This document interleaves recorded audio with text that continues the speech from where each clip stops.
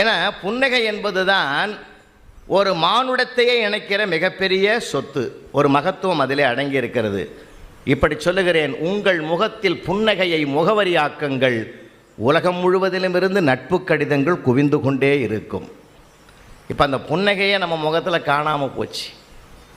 6 நாள் சிரித்து பழகி அந்த நட்பை கொண்டாடினதுனால இது நல்லா இருக்குதே, நம்ம ஊரில் கூட செயல்படுத்தலாம், நல்லா இருக்குமென்னு எங்கள் தெருவில் வந்து தூங்கி எழுந்ததும் முதல்ல எதிரில் பார்த்தேன், சிரித்தேன்.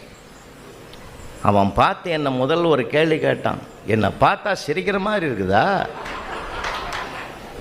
எவ்வளோ நாள் நினச்சிருந்தேன் என்னை பார்த்து சிரிக்கணும்னு சொன்னான். பார்த்தீங்களா, இது நம்ம ஊருக்கு ஒத்து வராது.